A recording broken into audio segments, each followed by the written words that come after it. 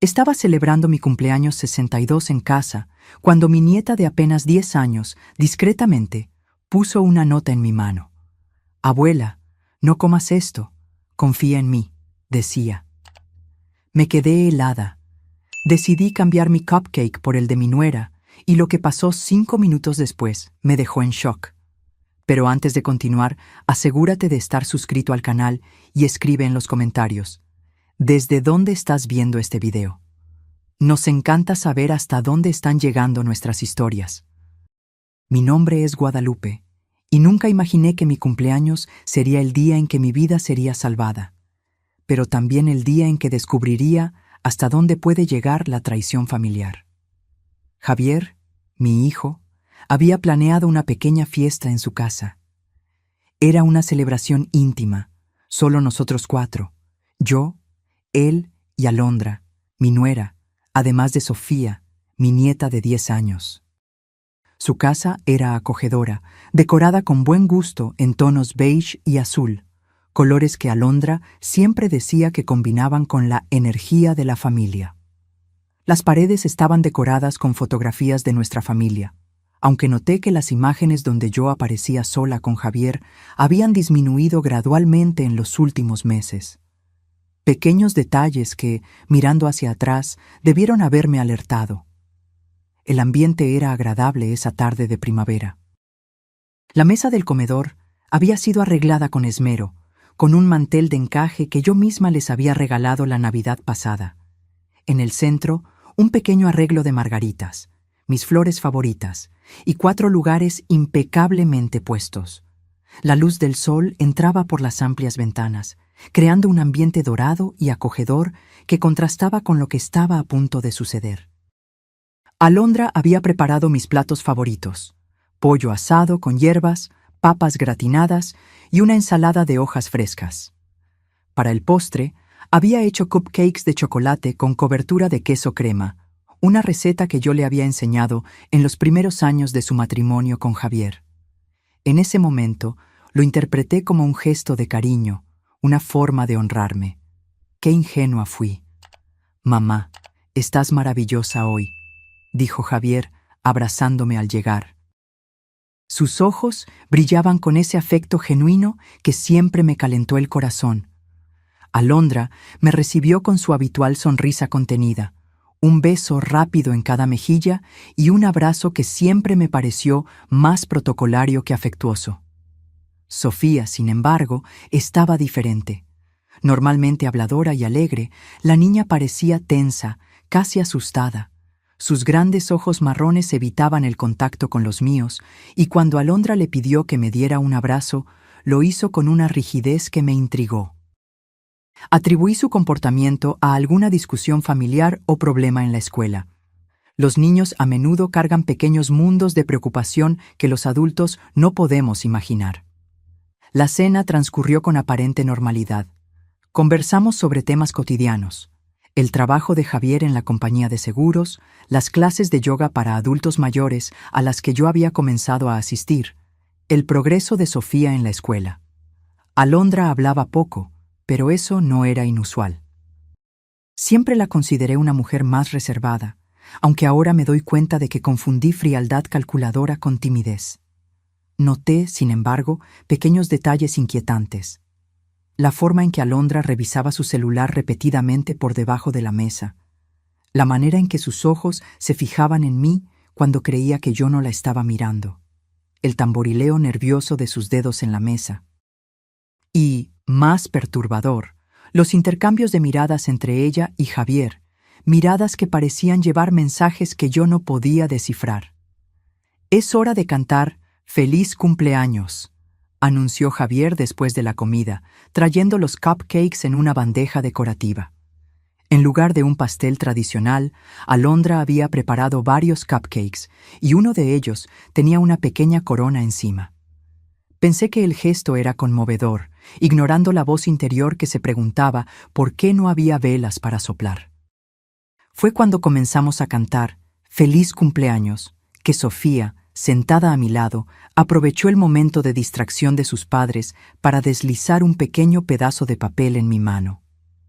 El movimiento fue tan discreto y rápido que ni Javier ni Alondra se dieron cuenta. La niña me lanzó una mirada intensa, casi implorativa, antes de volver a cantar con una voz forzadamente animada. Con el corazón acelerado sin saber por qué, mantuve el papel cerrado en mi mano. Esperé hasta que Javier saliera a buscar la cámara de fotos y Alondra fuera a la cocina a buscar platos para servir los cupcakes. Con manos temblorosas, desdoblé el papel por debajo de la mesa, manteniéndolo escondido de todos. El mensaje, escrito con la letra infantil pero urgente de Sofía, decía: «Abuela, no comas el cupcake, tu vida corre peligro, confía en mí». Su letra parecía desesperada, como si lo hubiera escrito a toda prisa. El mundo pareció detenerse. El sonido de todo a mi alrededor se convirtió en un zumbido distante. Miré el cupcake frente a mí, tan inocente, tan tentador. Mis ojos se encontraron con los de Sofía, que me observaba con intensidad, su pequeña cabeza inclinándose en un movimiento casi imperceptible de negación. Mi primera reacción fue de incredulidad. Seguramente mi nieta estaba imaginando cosas, pero algo en los ojos de Sofía, una urgencia y miedo genuinos, me hizo dudar. Rápidamente guardé la nota en el bolsillo de mi pantalón cuando Alondra regresó con los platos. Su sonrisa parecía normal, pero ahora la veía diferente. Había algo depredador en ella, algo calculador que me hizo sentir un escalofrío en la espalda. «Abuela, elige tu cupcake», dijo Sofía con una voz extrañamente enfática. Sus ojos estaban fijos en los míos, tratando de comunicar algo más. Alondra intervino rápidamente. «No, querida, ya le separé uno especial a la abuela. Este de aquí, con esa pequeña corona, hecho con más cariño». Ella empujó el cupcake hacia mí. Sus ojos se movían nerviosamente entre mi cupcake y mi rostro, como si estuviera esperando que lo comiera. Pero esperé el momento adecuado y tomé una decisión que cambiaría todo. Aprovechando un momento en que todos estaban distraídos con una historia divertida que mi hijo contaba, discretamente quité la pequeña corona de mi cupcake y lo cambié por el de Alondra. Fue un movimiento rápido, casi imperceptible. Cuando hablé de comer los cupcakes, mi hijo dijo: «Hagamos un brindis antes», propuso, levantando su copa de vino. «Por mamá, la mujer más fuerte y amorosa que conozco. Feliz cumpleaños». Brindamos, bebimos, y entonces Alondra sugirió que todos mordiéramos nuestros cupcakes juntos para tomar una foto. Fingí llevar el mío a la boca, pero no lo mordí, observando atentamente mientras Alondra le daba un generoso mordisco a lo que debía ser mi cupcake. Pasaron exactamente 10 minutos de conversación normal. Estábamos recordando historias antiguas cuando noté el primer cambio en Alondra. Su frente comenzó a brillar con un ligero sudor, a pesar del ambiente fresco. Sus manos, siempre tan controladas, temblaban levemente al sostener el vaso de agua. «¿Estás bien, querida?», preguntó Javier, notando su palidez repentina. «Creo que sí», respondió ella con voz débil. «Tal vez algo que comí no me cayó bien». Sus ojos se encontraron con los míos por un segundo. Una mirada de confusión que rápidamente se transformó en comprensión horrorizada. Ella lo sabía. Sabía que yo había cambiado los cupcakes y ahora estaba sintiendo los efectos de lo que fuera que había puesto en el mío. Sofía observaba la escena con los ojos muy abiertos, una mezcla de miedo y alivio en su pequeño rostro. Mi corazón se encogió por ella. Qué carga para una niña tan joven descubrir que su propia madre era capaz de tal maldad. «No me siento bien», murmuró Alondra, levantándose bruscamente. Sus piernas se dieron casi de inmediato, y Javier apenas tuvo tiempo de sostenerla antes de que cayera. «Alondra», gritó él, el pánico evidente en su voz. «¿Qué está pasando? Estás pálida». Ella no pudo responder. Sus ojos se voltearon y comenzó a temblar descontroladamente, un sudor frío cubriendo su rostro ahora grisáceo. «Llama a una ambulancia», ordené, manteniendo la calma a pesar del caos interior que sentía. «Ahora, Javier». Mientras mi hijo corría al teléfono, me arrodillé al lado de Alondra. No por compasión, aunque parte de mí estaba horrorizada con lo que estaba presenciando, sino para asegurarme de que sobreviviera para enfrentar las consecuencias de sus acciones. Sofía se acercó a mí, temblando. «Abuela», susurró. No sabía qué hacer. Escuché a mamá hablando por teléfono anoche, diciendo que había conseguido un medicamento fuerte para el corazón y que lo iba a poner en tu cupcake. Dijo que nadie sospecharía porque ya estabas olvidando las cosas. Abracé a mi nieta con fuerza, protegiéndola del horror que se desarrollaba frente a nosotros.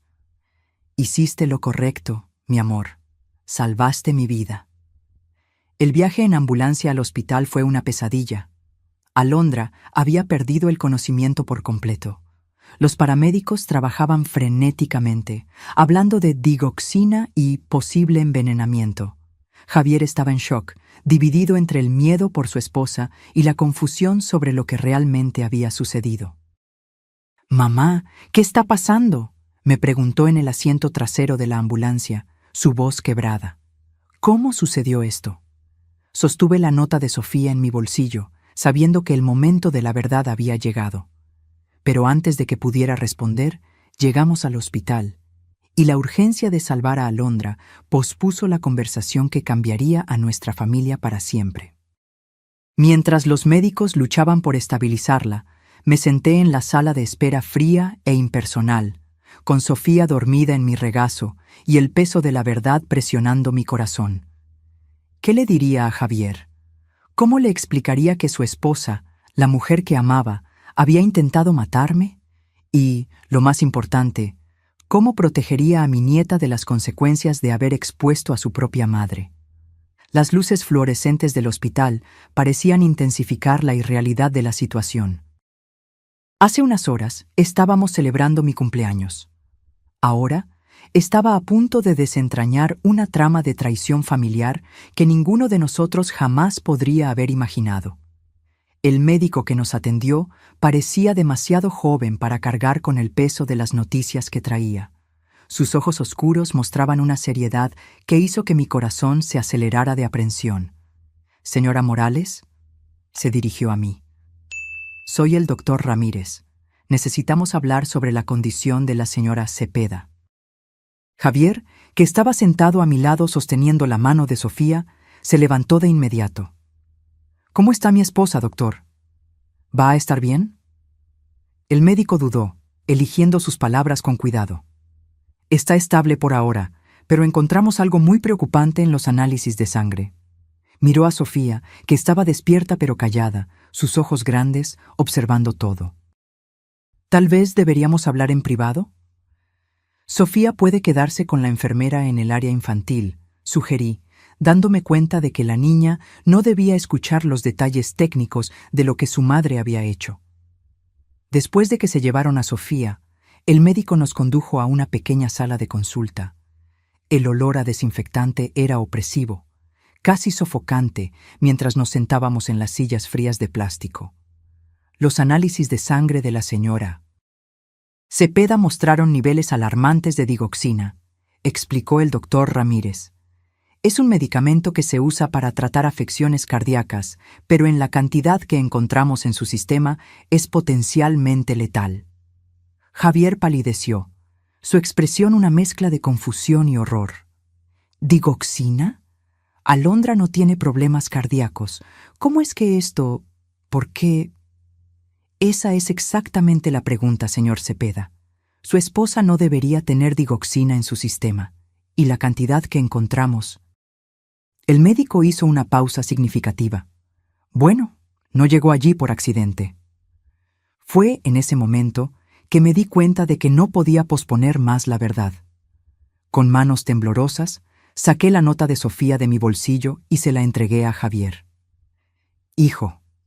Mi voz sonó más firme de lo que esperaba. «Sofía me dio esto antes de cortar los cupcakes».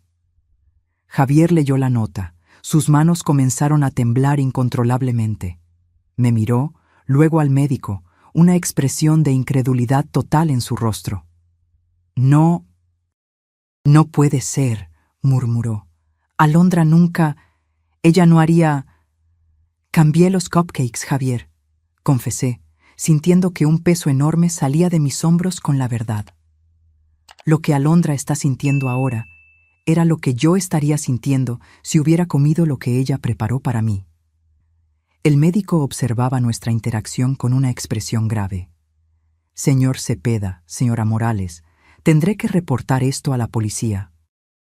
El envenenamiento es un asunto serio, especialmente considerando los niveles de toxicidad que encontramos. Javier parecía haber envejecido 10 años en pocos minutos. Debe haber algún error, insistió, aunque su voz había perdido la convicción. Tal vez fue un accidente. Tal vez confundió los ingredientes. Hijo, le dije suavemente, sabes que no fue un accidente. Sofía escuchó a Alondra hablando de esto por teléfono. Y piensa bien. ¿No notaste cambios en mi comportamiento en los últimos meses? ¿Confusión, olvidos, mareos? Su rostro mostró el momento exacto en que la comprensión lo golpeó. Dios mío, susurró.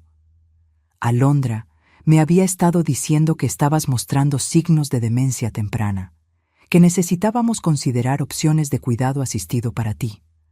Se cubrió el rostro con las manos, y yo le creí. El doctor Ramírez intervino con suavidad. Señor Cepeda, nos gustaría hacerle análisis de sangre a su madre también. Si su esposa ha estado administrándole digoxina a la señora Morales por algún tiempo, necesitamos evaluar los daños potenciales en su corazón. Acepté de inmediato. Mientras el médico salía para preparar los análisis, me quedé a solas con mi hijo, un abismo de traición y horror entre nosotros. Mamá, Javier finalmente habló con la voz ahogada. ¿Cómo pudo pasar esto? ¿Por qué? ¿Por qué Alondra le haría algo así a ti? Dinero, probablemente, respondí, sintiendo una extraña calma ahora que la verdad estaba saliendo a la luz. ¿Recuerdas la herencia que recibí de la tía Gabriela hace 6 meses? Fue cuando los olvidos comenzaron, cuando Alondra comenzó a visitarme más, siempre trayendo té o comida preparada especialmente para mí. Javier pareció físicamente golpeado por mis palabras. Ella estaba planeando matarte y usar mi nombre, nuestra relación, para conseguir tu dinero. Y Sofía lo descubrió, agregué. Imagina el peso que esa niña ha cargado, descubriendo lo que su propia madre estaba haciendo. En ese momento, la puerta se abrió y una mujer de mediana edad entró, seguida por un oficial uniformado. Señora Morales, señor Cepeda, soy la detective Méndez. Necesitamos hablar sobre lo que sucedió hoy. Las horas siguientes fueron un borrón de declaraciones, análisis de sangre e interrogatorios. La detective Méndez era meticulosa y compasiva, especialmente al hablar con Sofía. La niña, valiente más allá de sus años, contó cómo se había despertado la noche anterior con sed y había escuchado a su madre por teléfono en la cocina. Estaba hablando de la abuela, explicó Sofía, su vocecita temblando ligeramente. Dijo que había conseguido un medicamento fuerte que haría que pareciera natural. Que la abuela ya estaba mostrando signos de confusión y nadie sospecharía. Sus ojos se llenaron de lágrimas. Sabía que estaba mal. Mamá siempre me enseñó que envenenar está mal. En las historias, solo los villanos envenenan a las personas. La simplicidad moral de una niña de 10 años contrastaba dolorosamente con la complejidad de la traición adulta. Mientras Sofía hablaba, sostuve su mano, maravillada con su valentía y claridad de pensamiento. Los resultados de mis análisis de sangre confirmaron nuestras sospechas. Había rastros de digoxina en mi sistema, no lo suficiente para ser fatal, pero indicando claramente que había estado siendo envenenada gradualmente durante semanas, tal vez meses. El envenenamiento crónico con digoxina puede causar confusión, problemas de memoria, fatiga, explicó el doctor Ramírez. Síntomas fácilmente atribuibles a la edad o demencia temprana, especialmente por familiares sin entrenamiento médico. La detective Méndez tomó notas detalladas. Señor Cepeda, ¿su esposa alguna vez sugirió cambios en el testamento o en las finanzas de su madre? Javier parecía destrozado al responder. Sí. Hace 2 semanas logró que mi madre firmara un poder que me daba control sobre sus finanzas en caso de que su condición empeorara. Yo pensé que estábamos ayudando. ¿Y dónde están esos documentos ahora? En nuestra caja fuerte en casa, junto con los otros documentos importantes. La detective le pidió a Javier que recuperara esos papeles lo antes posible.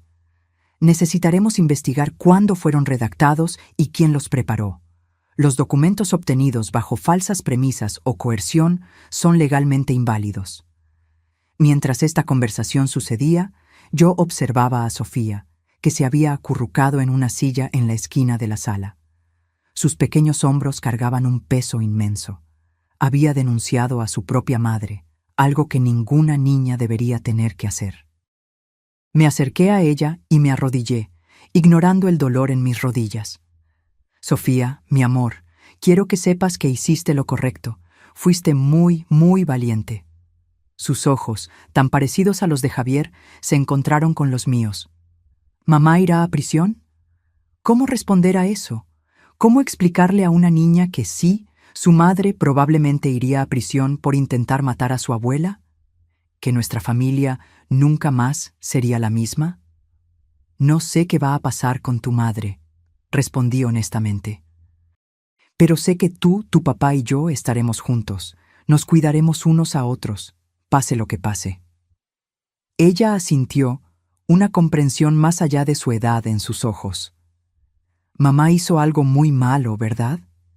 Sí, querida, respondí, sosteniendo sus pequeñas manos en las mías.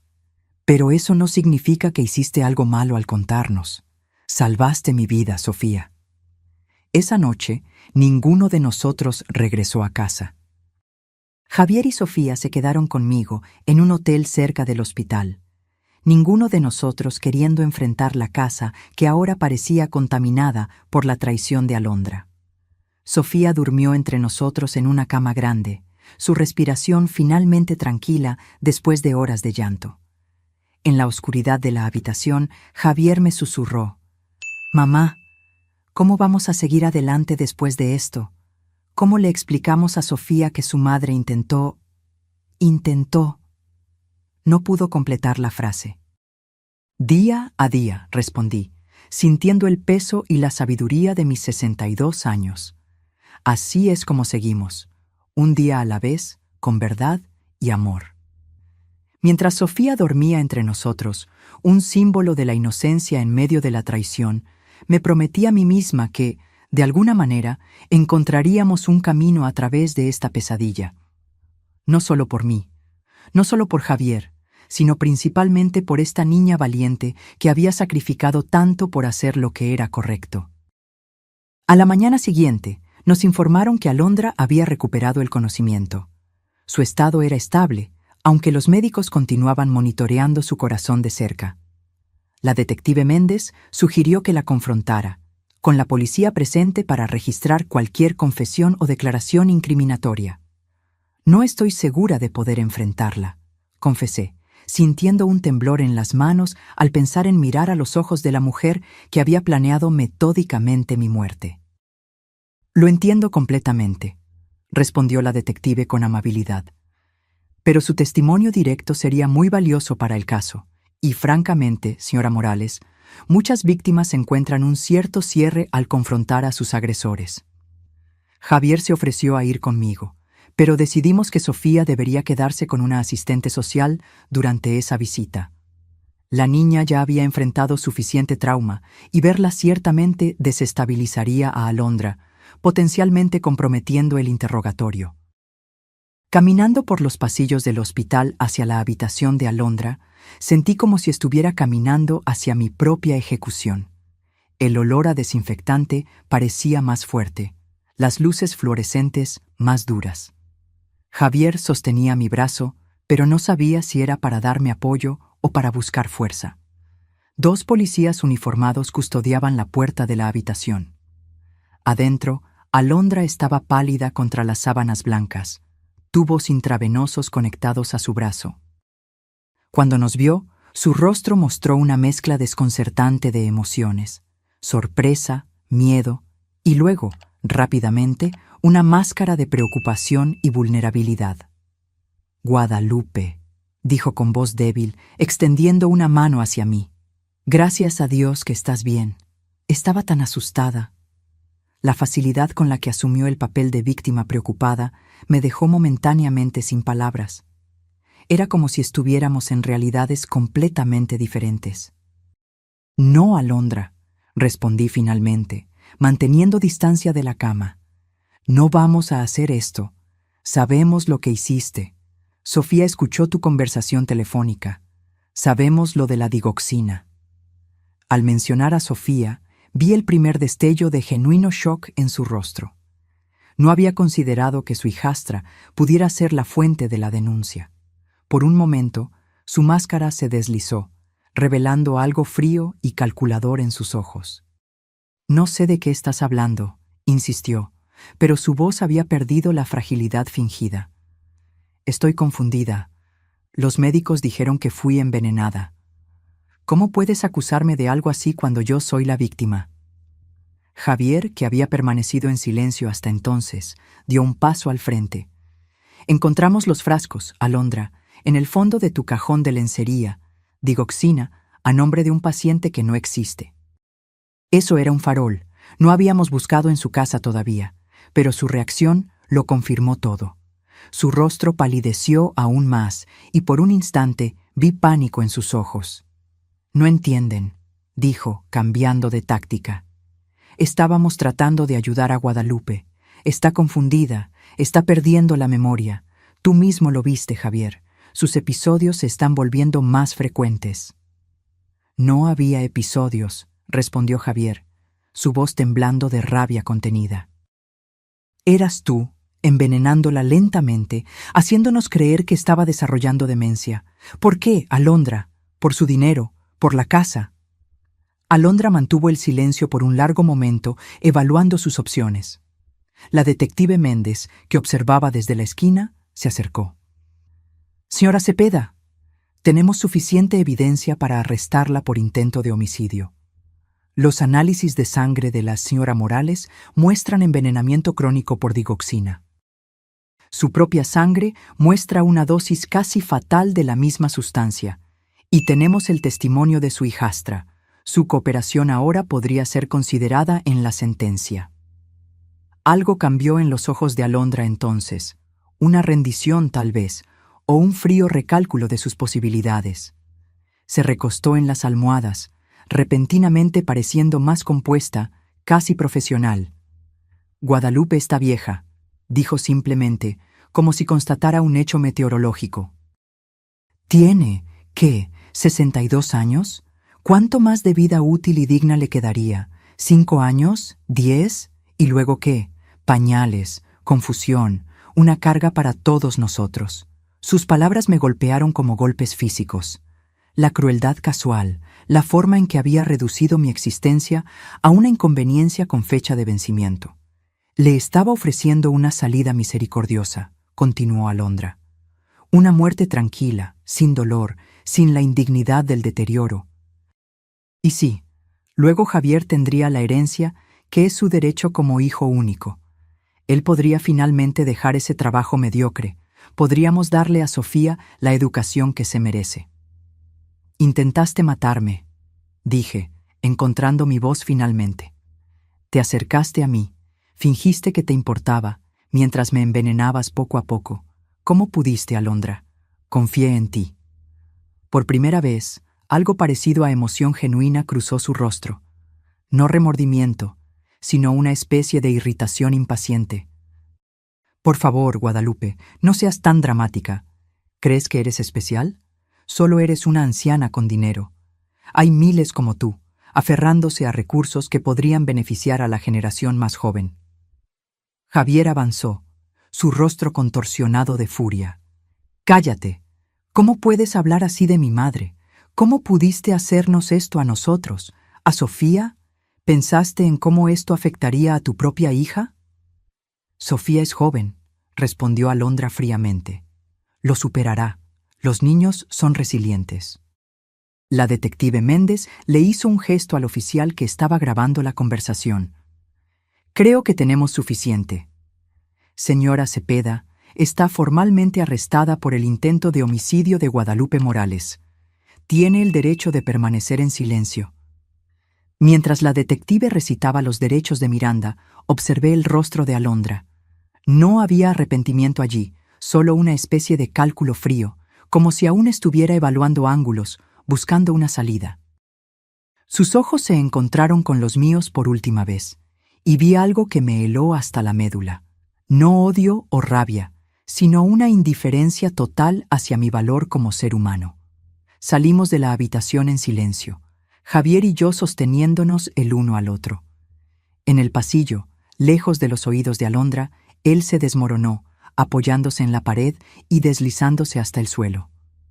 «¿Cómo no lo vi?», sollozó, cubriéndose el rostro con las manos. «¿Cómo pude ser tan ciego? Ella estaba envenenando a mi madre justo debajo de mi nariz, y yo no solo no me di cuenta, sino que la ayudé, creyendo las mentiras sobre la demencia». Me arrodillé a su lado, ignorando el dolor en mis viejas rodillas, y sostuve su rostro entre mis manos. «Hijo, no tenías forma de saberlo. Alondra es manipuladora, es lo que hace, nos engañó a todos. Pero soy tu hijo», insistió, con la voz ahogada. «Debería protegerte. En cambio, estaba planeando ponerte en un asilo porque creía que te estabas volviendo senil». La detective Méndez se acercó, ofreciéndole pañuelos a Javier y dándonos un momento para recuperarnos. «Señor Cepeda», dijo amablemente, «las personas como su esposa son expertas en manipulación. Construyen mentiras tan convincentes que incluso los profesionales entrenados pueden ser engañados. No se culpe». Regresamos al hotel, donde Sofía nos esperaba con la asistente social. La niña corrió a los brazos de su padre tan pronto como nos vio, y mi corazón se encogió al ver el vínculo entre ellos, algo genuino y puro en medio de tanta falsedad. Los días siguientes fueron un borrón de declaraciones policiales, consultas con abogados y largas conversaciones con psicólogos, especialmente para Sofía. Alondra fue transferida del hospital a la prisión tan pronto como su estado de salud lo permitió, acusada formalmente de intento de homicidio premeditado. La investigación reveló horrores que ni imaginábamos. En su computadora, la policía encontró extensas búsquedas sobre envenenamiento por digoxina, síntomas de demencia y cómo falsificar documentos legales.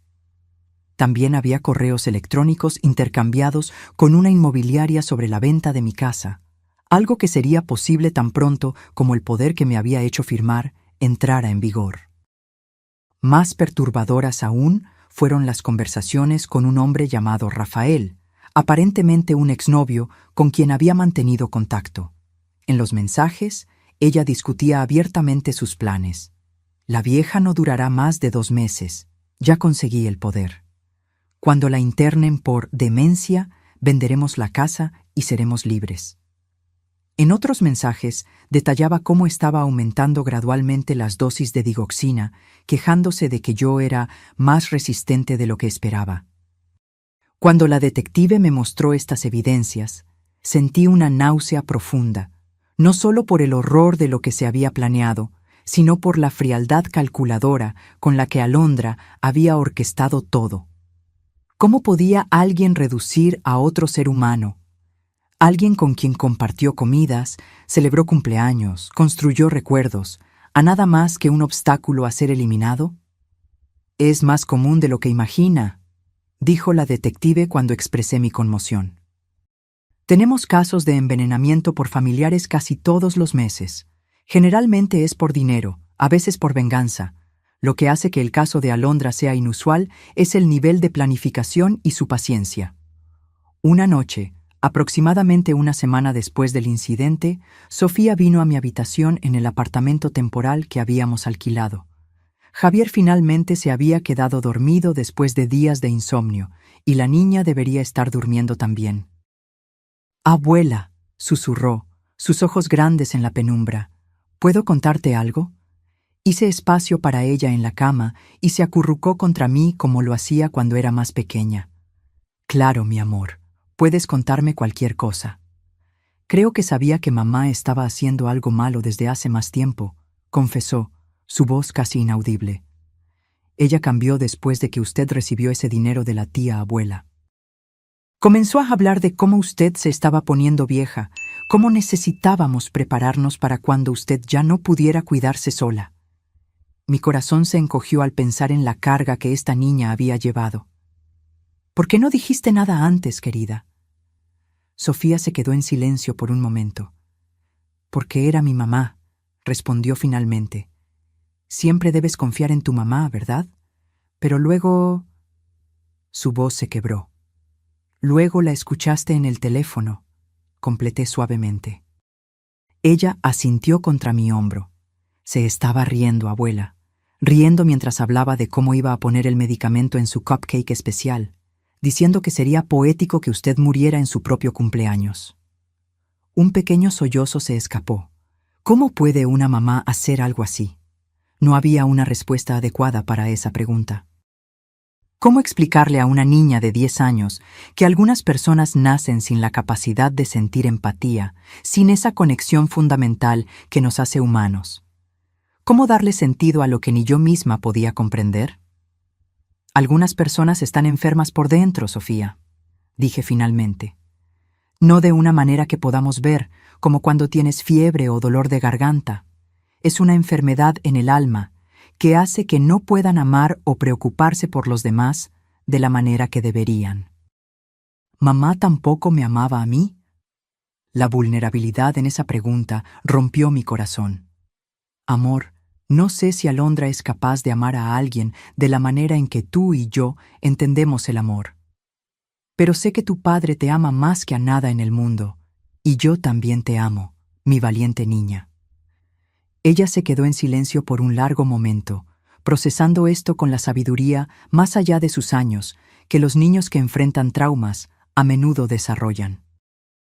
¿Puedo dormir aquí con usted hoy, abuela? Claro que puedes, mi amor.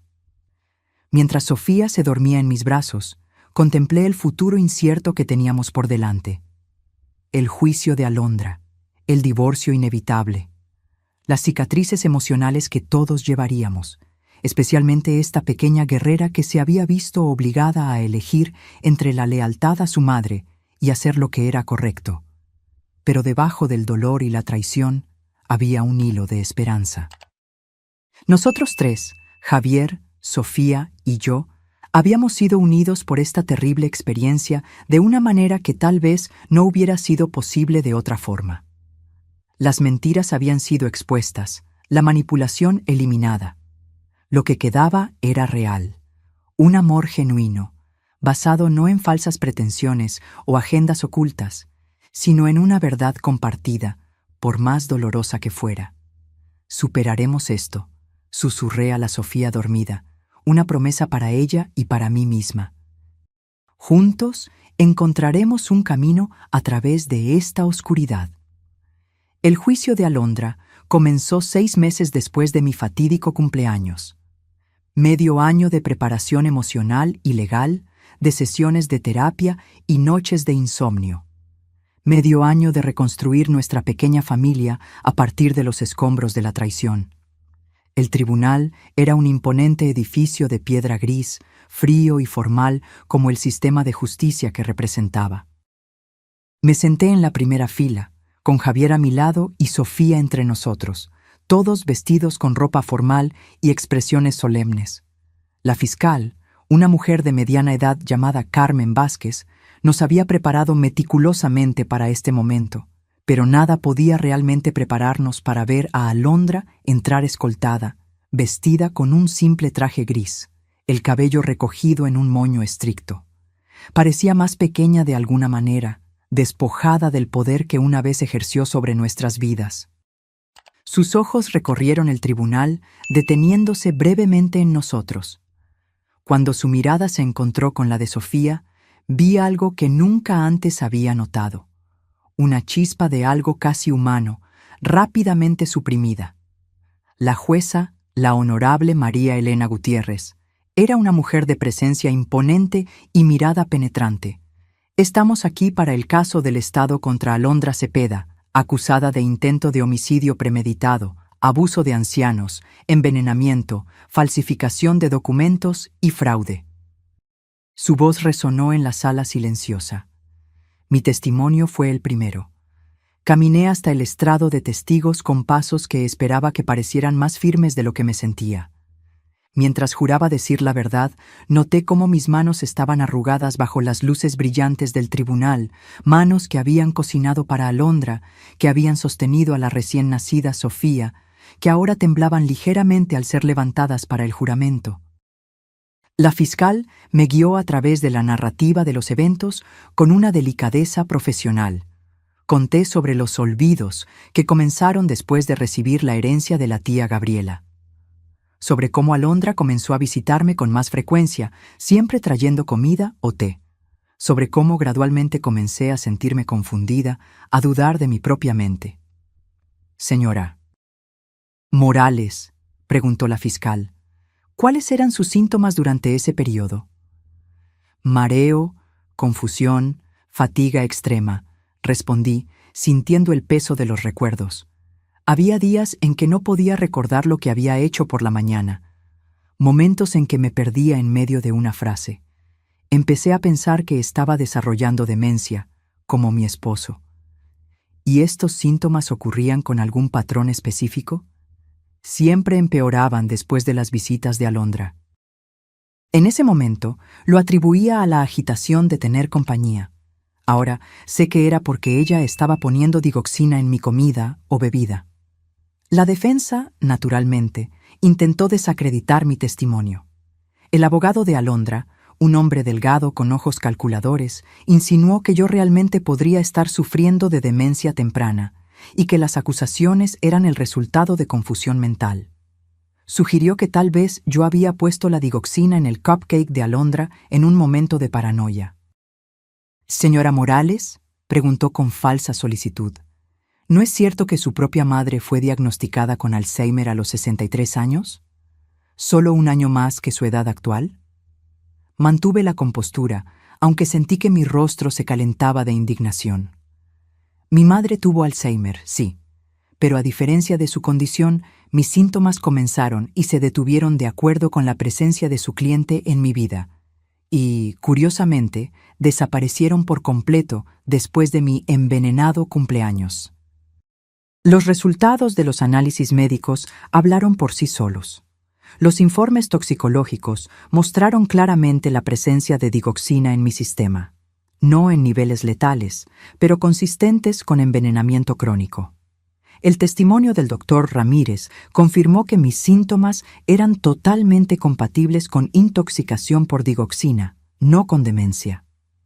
Pero fue el testimonio de Sofía lo que silenció la sala del tribunal. Pequeña y solemne en su vestido azul marino, habló con una claridad que hizo que varios jurados se secaran los ojos. «Escuché a mi mamá en el teléfono», dijo, su voz sorprendentemente firme. Se estaba riendo de poner medicamento en el cupcake especial de la abuela. Dijo que sería el último cumpleaños de ella.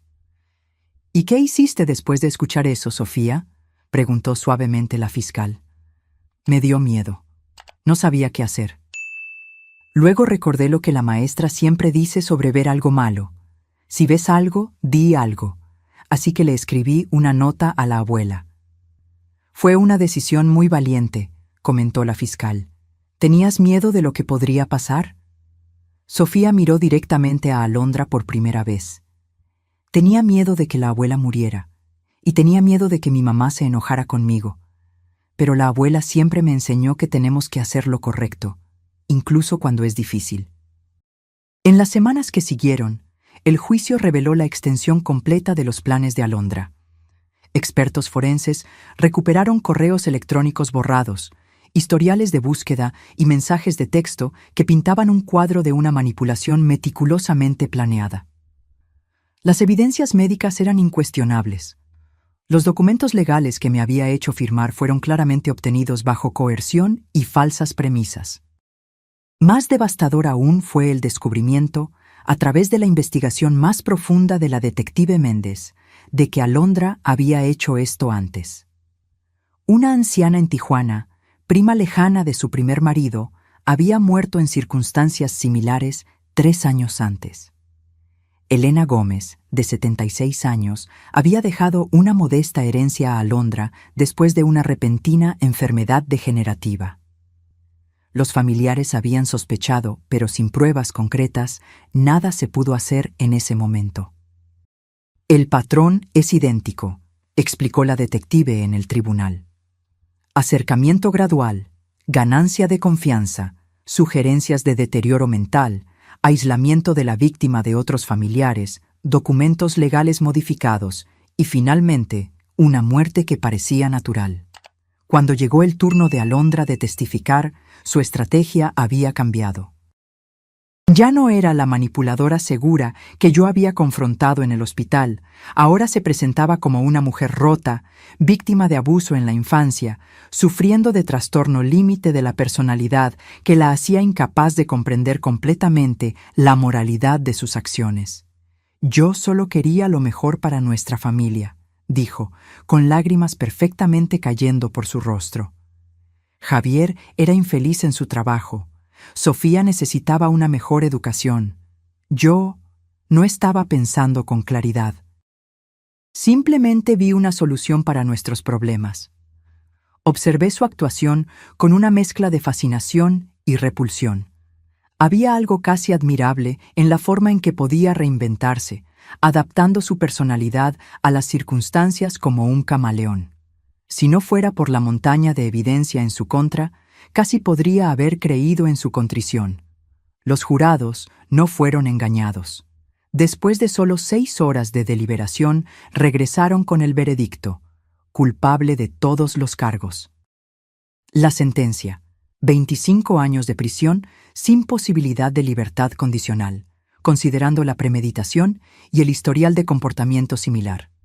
Cuando la jueza anunció la sentencia, sentí una extraña ausencia de triunfo. No había alegría en ver una vida desperdiciada de esa manera, solo un profundo cansancio y un deseo de seguir adelante.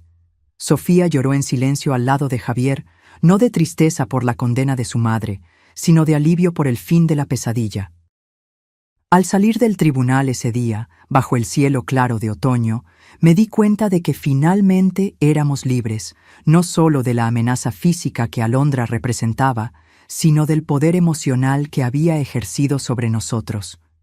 ¿Qué hacemos ahora?, preguntó Javier mientras caminábamos hacia el auto, Sofía sosteniendo nuestras manos entre nosotros, formando una pequeña cadena humana de sobrevivientes.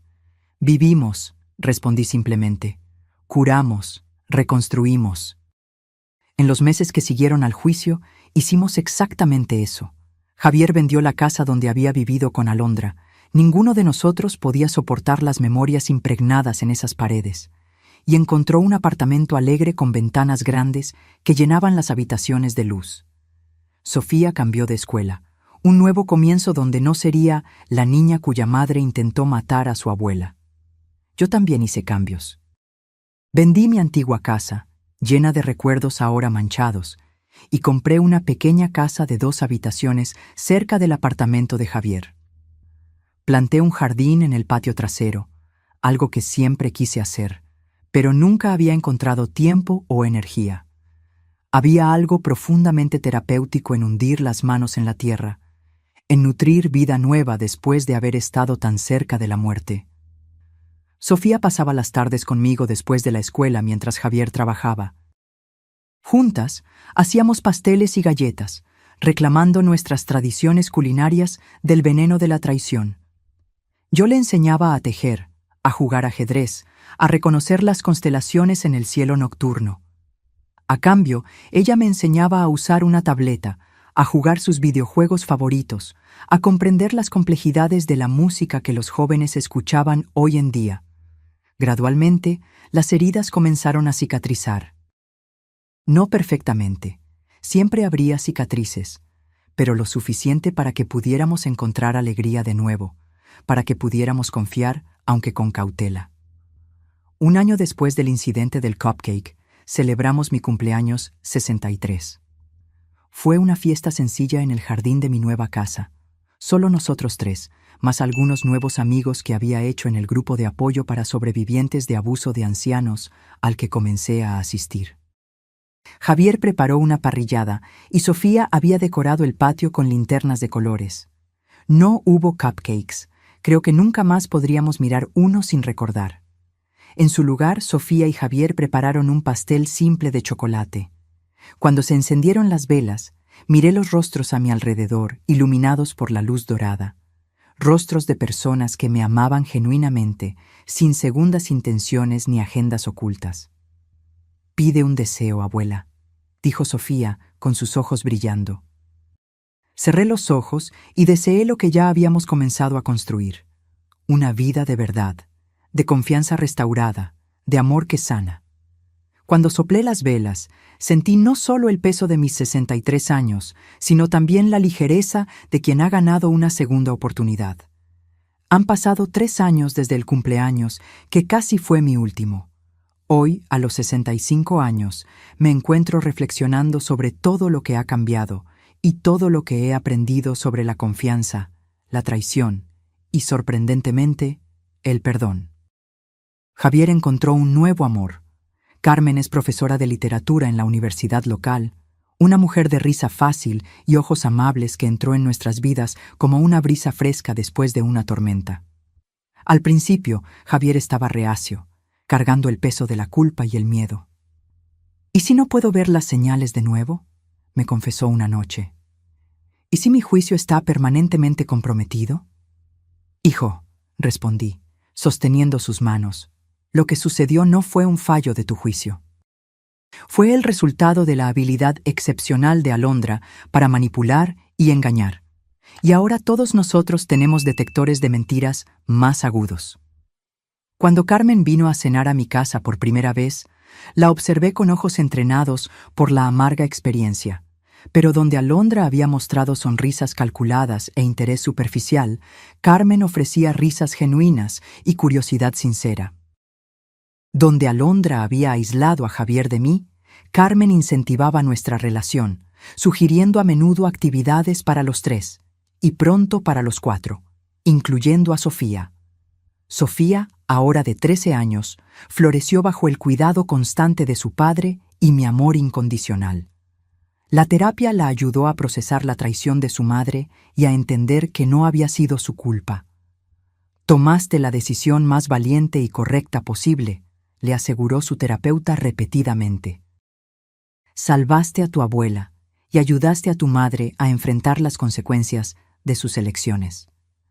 Aún hay días difíciles, por supuesto, días en que Sofía regresa de la escuela con ojos rojos porque algún niño cruel mencionó a su madre asesina. Días en que se pregunta si también podría volverse como Alondra, un miedo que abordamos de inmediato con amor y terapia. La bondad no es solo algo con lo que nacemos, le expliqué durante una de esas crisis.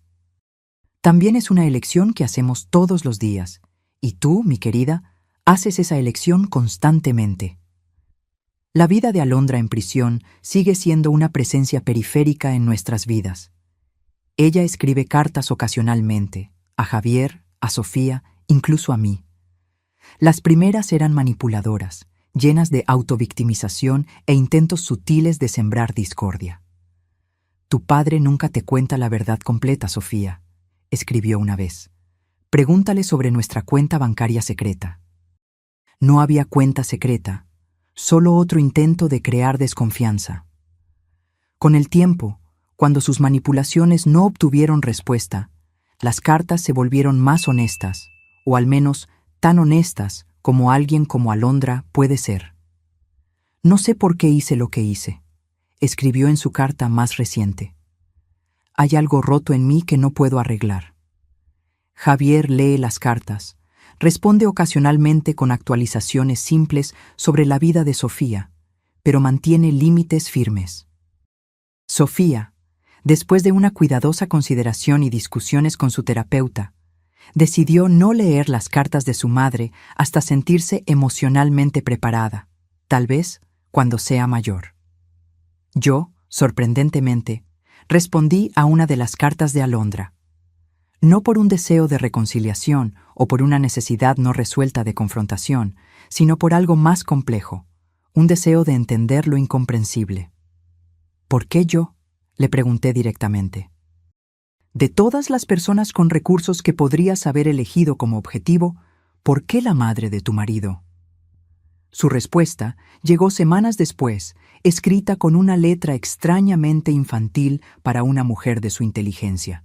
Estabas allí, confiabas en mí, era fácil. La crueldad casual de esas palabras me golpeó de una manera que ni siquiera sus acciones anteriores lo habían hecho. La aleatoriedad de eso.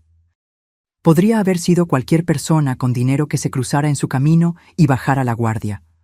Este entendimiento trajo consigo un tipo extraño de liberación. La traición de Alondra nunca fue realmente sobre mí, mis fallas, mi ingenuidad, mis vulnerabilidades. Fue sobre los vacíos dentro de ella que nada podía llenar. Con esta comprensión vino no el perdón, exactamente, sino una especie de desapego.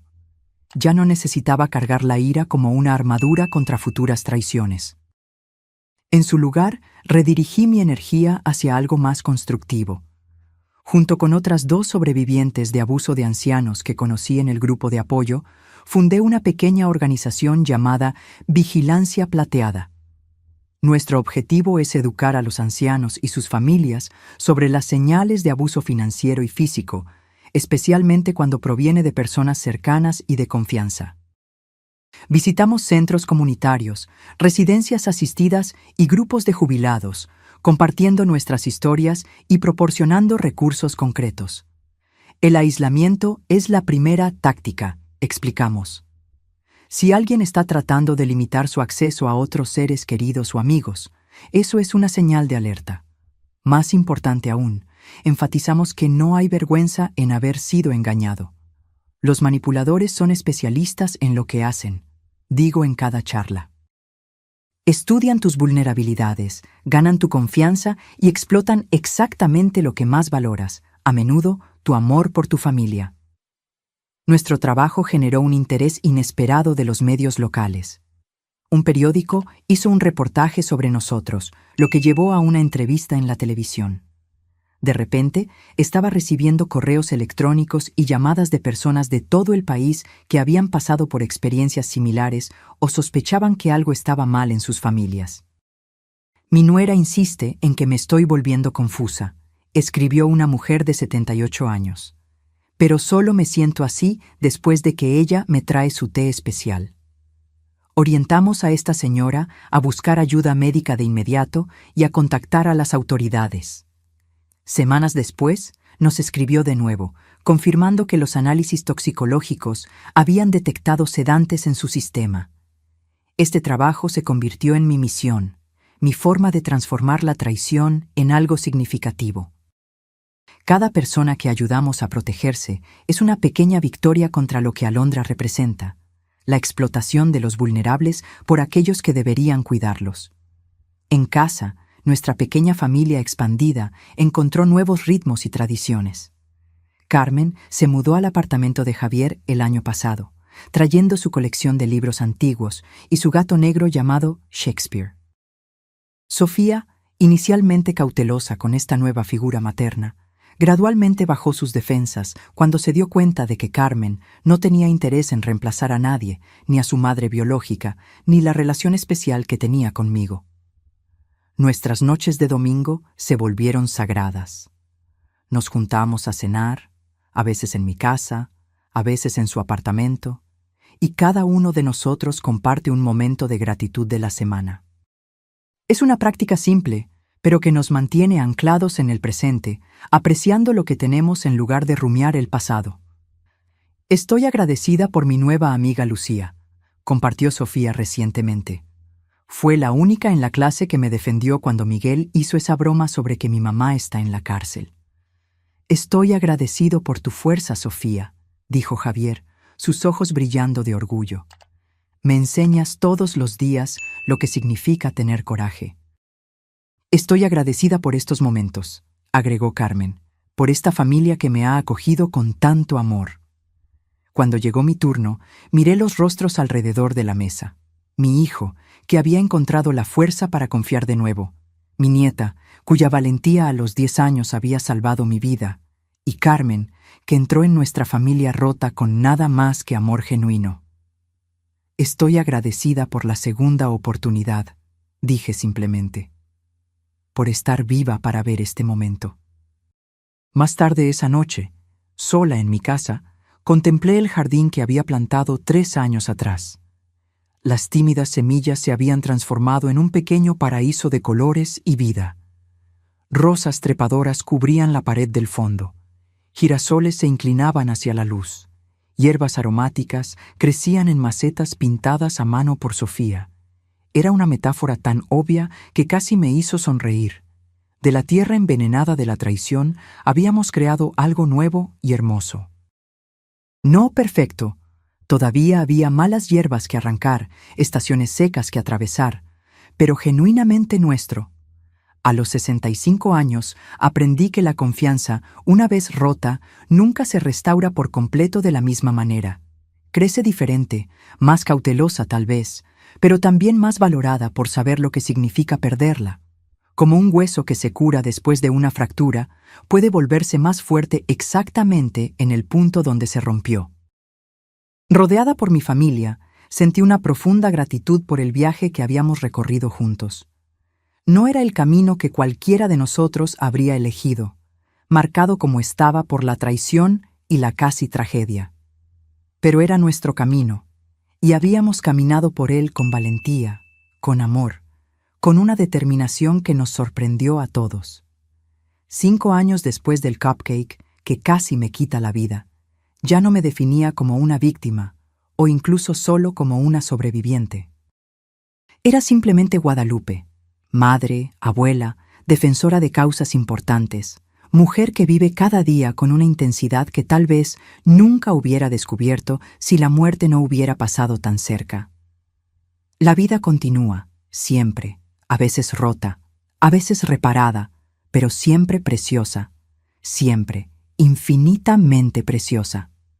Ahora, si te gustó esta historia, haz clic en este próximo video que está apareciendo en la pantalla, porque en él, la historia de traición y revuelta como nunca antes has visto.